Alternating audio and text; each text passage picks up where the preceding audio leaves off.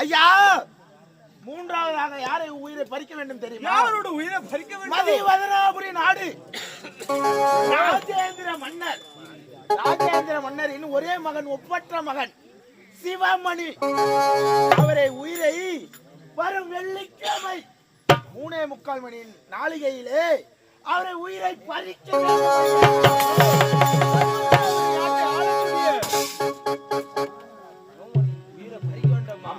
அப்படியாகட்டும். இப்போது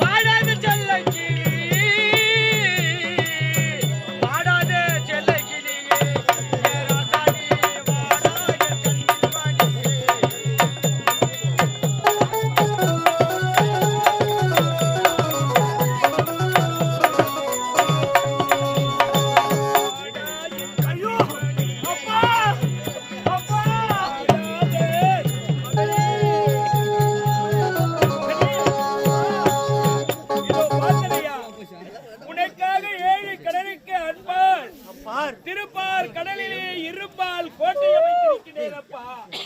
அது மட்டுமல்ல, அந்த கருணாகமானது உள்ளே வராத வண்ணமாக சுத்தி அக்கினி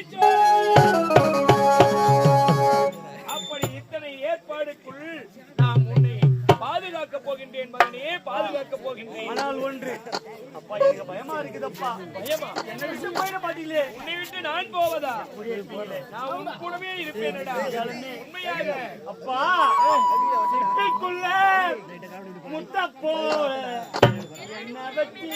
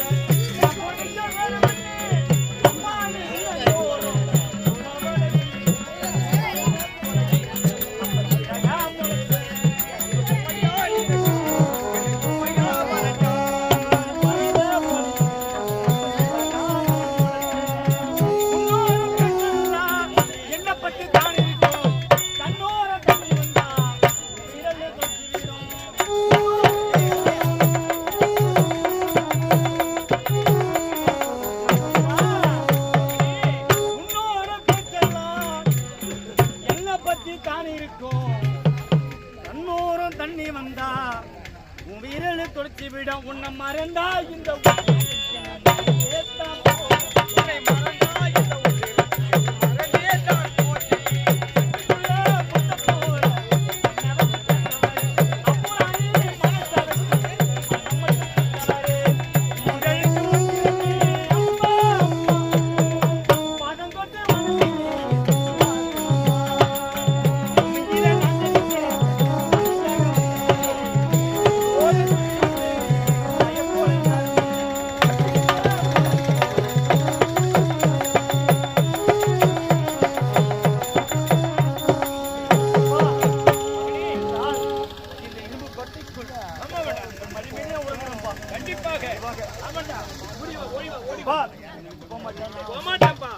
நான் உன்னோட இருக்கேன்.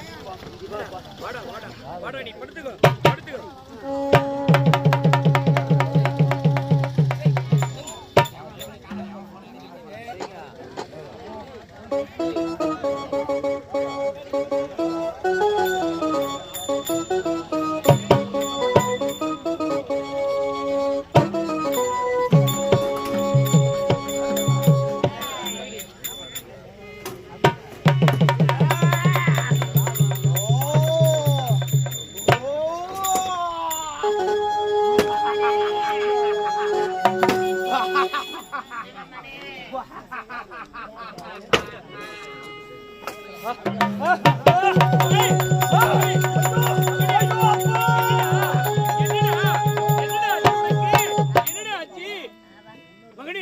என்னாச்சு உனக்கு? என் மடி மேல நன்னாதானே உறங்கிட்டு இருந்தா? என்னாச்சு தெரியலையே. அப்பா அழாதடா. இரும்பு கோட்டைக்குள் உங்கள் மடியில் நான் உறங்கிக் கொண்டிருந்தேன். ஆமா, நான் உறங்கும் தருவாயில் என் கனவில் அந்த யமன் என் உயிரை பிடிக்கிறா போல் கனவு கண்டேன். அப்பா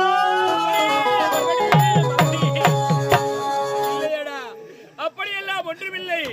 நீ அதையே நினைத்துக் கொண்டு இருப்பதால் உன்னுடைய மனது அப்படி அலைபாய்ந்து விட்டதடா. எனக்கு என்னவோ நான் உங்களை விட்டு பிரிந்து விட நடக்கும் என்பார் நடக்காது, நடக்கார் என்பார் நடந்துவிடும், கிடைக்கும் என்பார் கிடைக்காது, கிடைக்காது என்பார் கிடைத்துவிடும். நடக்கும் என்பார் நடக்காது, நடக்காது என்பார் நடந்துவிடும், கிடைக்கும் என்பார் கிடைக்காது, கிடைக்காது என்பார் கிடைத்துவிடும். நடக்கும் என்பார் நடக்காது.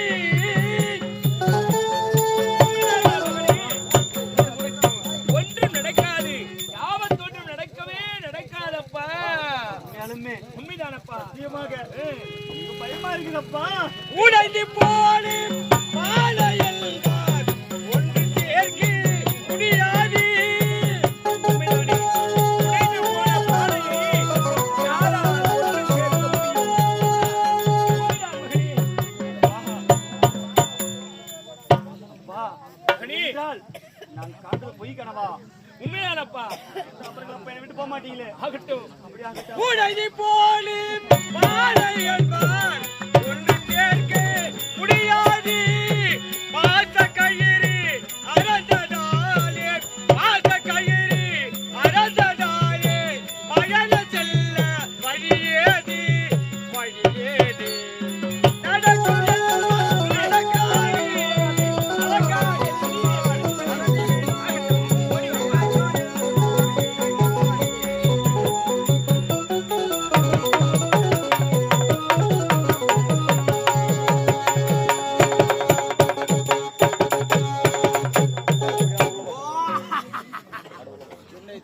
இத பாத்தையா, இந்த சிவமுனி உயிரை பறிக்கின்ற சமயத்திலே இத பாத்தையா இருமால் கோட்டை கட்டி முன்னாடி வாடைக்குள்ளே அமர்ந்திருக்கின்றான்.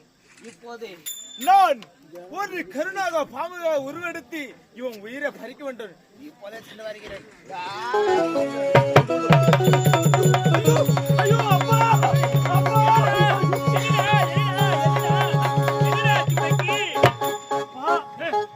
என்னமோ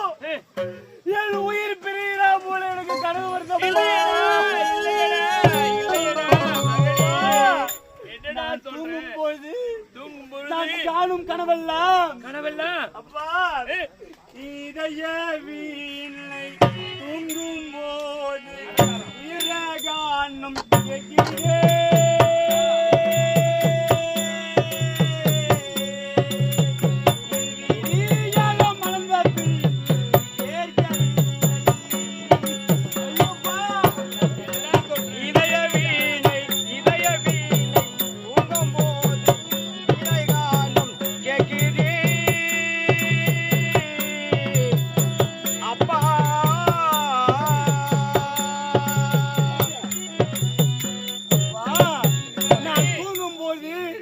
என் எண்ணமெல்லாம் அப்பா இதய வீணை தூங்கும் போது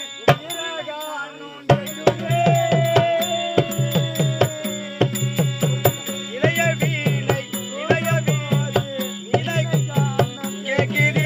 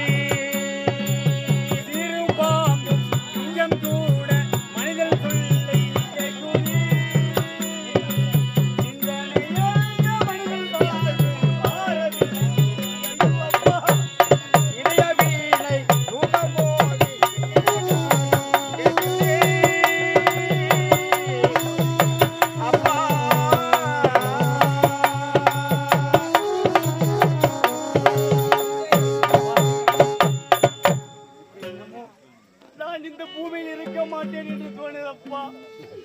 நான் தூங்கும் போதெல்லாம் என் கனவில் இந்த யமன் என் உயிரை கவரா போல் வருகிறதப்பா கனவெல்லாம். மகனே அப்பா, நீ உறங்கும் பொழுது ஞாபகமெல்லாம் உன் மனம் அலைவாய்ந்து கொண்டிருப்பதால் அப்படி உனக்கு கனவு வருகின்றது.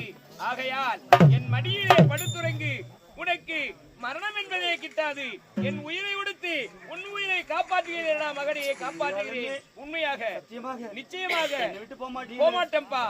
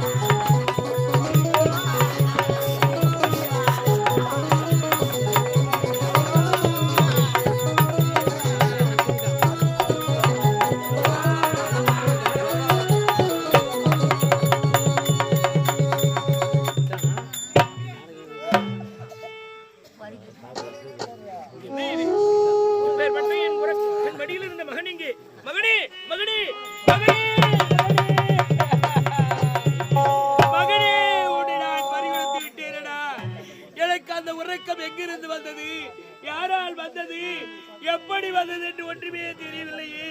நான் இத்தனை காலம் கஷ்டப்பட்டு என் மகன் உயிரை கொடுத்து விட்டானே பாவி.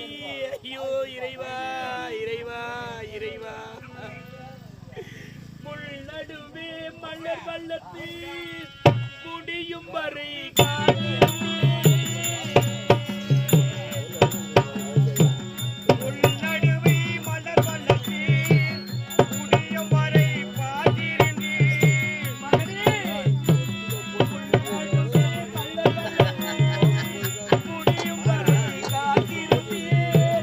மலர்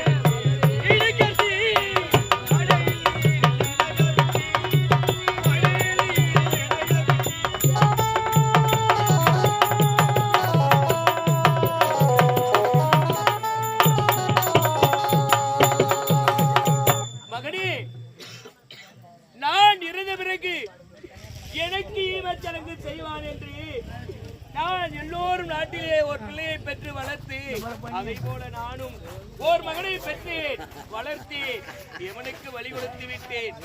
இனிமேல் ஆண்டாண்டு காலம் அழுது உரண்டாலும் ஆண்டார் வருவாரோ என சான்றோர் வாக்களா. இனிமேல் இந்த மாண்ட விடத்தை வைத்து நான் என்ன செய்ய போகின்றேன்? ஆகையால் இப்பொழுது என் மகனை எடுத்து சென்று அதோ இடுகாடு என்னும் சுடுகாட்டிலே வைத்து அவனுக்கு செய்ய வேண்டிய அனைத்து ஈமச்சடங்குகளும் நானே செய்து முடிக்கின்றேன். மகனே, நானே செய்து முடிக்கின்றேன். மகனே, சுவாமி வர வேண்டும். என்ன நீங்கள் கூறியது உண்மை. என் மகன் இறந்து விட்டானப்பா. ஆகையா என் மகனை அதோ தெரியும் இடுகாடு எனும் சுடுகாட்டுக்கு எடுத்து சென்று என் மகனுக்கு ஈமச்சடங்கு செய்ய இருக்கிறேனப்பா. இந்த நேரத்தில் எதற்காக வந்தாய்? மன்னா, உன் மகனுக்கு ஈமச்சடங்கு செய்வாய், ஆனால் உன் மகனோ மோட்சத்தை அடைய மாட்டான். அப்படி என்றால் உண்மைதான். என் மகன் மோட்சம் அடைய மாட்டானா? உண்மைதான். ஏன் என் மகன் என்ன பாவம் செய்தான்? திருமணமாகாதவன் மோட்சம் அடைவானா? அப்படி என்றால் அதற்கு நான் என்ன செய்ய? திருமணம் செய்து வைத்துவிடு. என்னையா சொல்கிறீர்கள்? என் மகனோ இறந்து விட்டான். இறந்த என் மகன் சொர்க்கம் செல்ல வேண்டும் என்றால் திருமணம் செய்து வைக்க வேண்டுமா? இறந்த இந்த பிணத்திற்கு யாரையா பெண் கொடுப்பார்? உன்னிடத்திலே பொன் இல்லையா, பொருள் இல்லையா, நாடு இல்லையா, நகரம் இல்லையா? அனைத்து செல்வங்கள் இருந்தும் அனைத்தும் இருந்தும் உன் மகனுக்கு எப்படி திருமணம் செய்து வைக்க வேண்டும் என்பது உனக்கு ஒரு அச்சம். உண்மைதானே? அதானே இறந்து விட்டானப்பா என் மகள். மன்னா, நாட்டில் பாதி, கோட்டையில் பாதி, பாதி பொன்னில் பாதி, ஆமாம் பொருளில் பாதி என்று நாடு முழுவதும் உரசை கொட்டி உன் மகனுக்கு தானாக வரும். திருமணம் தானாக செய்யலாம். அப்படி என்றால் என் நாட்டிலே பாதி நாட்டையும் வனத்திலே பாதி வனத்தையும் அதோ சொல்லக்கூடிய என்னுடைய செல்வத்திலே பாதியும் இந்த என்னுடைய மகள் யார் பெண் கொடுக்கின்றார்களோ அந்த பெண்களுக்கு அனைத்து செல்வம் பாதி பாதியாக கொடுத்துகிறேன் என்று இப்பொழுது இதோ தண்டோரா மூலம் அனைத்து நாட்டுகளுக்கும் தெரிவிக்கின்றேன். யார் ஒருவர் பெண் கொடுக்க வருகின்றார்களோ அவர்களுக்கு நான் செல்வத்தில் பாதியை கொடுத்திருந்தேன் அப்பா. அதன் பிறகு என் மகன் மோட்சம் செல்வான் அல்லவா? கண்டிப்பாக செல்வான். ஆகட்டும். அதுவரை உன் மகனை இப்படியே வைத்திருந்தால் ஆமா என்ன ஆகும்? உண்மைதான். அதற்காக ஒரு கண்ணாடி குகை வாங்கி கண்ணாடி மாளிகை அமைத்து கண்ணாடி குடகை அமைத்து அந்த கண்ணாடி குகையிலே ஆமாம் வாசனை திரவங்களை அமைத்து அவரை வைத்து பாதுகாத்து கொண்டுகிறேன். ஓஹோ, அப்படி என்றால் பெண் கிடைக்கும் வரை இறந்த பிணமானது மனம் கொடுத்து விடும். அப்படி அது மனம் கொடுக்காமல் இருக்க வேண்டும் என்றால் கண்ணாடி பேதை செய்து கண்ணாடி பேதைக்குள் என் மகனை வைத்து அதிலே வாசம் பொருந்திய சந்தனம் அப்படி சாம்பராஞ்சியம் என்று சொல்லக்கூடிய அனைத்து வாச பொருள்களையும் கொண்டு வந்து அதிலே வைத்து என் மகனை பாதுகாப்பு செய்துவிட்டால் அவனுக்கு பெண் கொடுக்க யார் ஒருவன் முன் வருகின்றார்களோ அதுவரையிலும் வாசமடையாமல் இருக்க செய்யும். ஆகட்டும், இப்பொழுதே ஓடி வாருங்கள். என் மகனை எடுத்துச் சென்று அழகான கண்ணாடி பேதைக்குள் அழைத்து வையுங்கள்.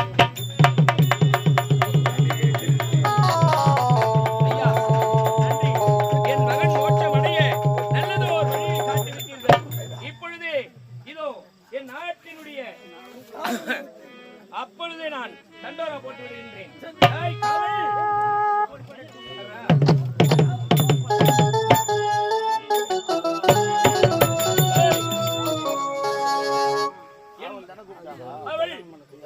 என் மகனோ இறந்து விட்டான். இறந்த என் மகன் மோட்சம் அடைய வேண்டும் என்றால் யாராவது ஒருவர் இறந்த மகனுக்கு பெண் கொடுக்கின்றார்களோ அவர்களுக்கு என்னுடைய நாட்டிலே பாதி, சொத்திலே பாதி, சுகத்திலே பாதி, பணத்திலே பாதி அனைத்தையும் நான் தருகிறேன். ஐயா, நாட்டிலே பேர் பாதி, ராஜாங்கமும் 10,000 பொற்காசுகளும் தர வேண்டும். அனைத்தையும் தருகின்றேன். ஆகையா இப்போதே ஊர் முழுவதும் தண்டோரா போட வேண்டும். தண்டோரா போட வேண்டும். யார் பெண் கொடுக்க முன் வந்தாலும் அவர்களை சீக்கிரம் அழைத்து வா.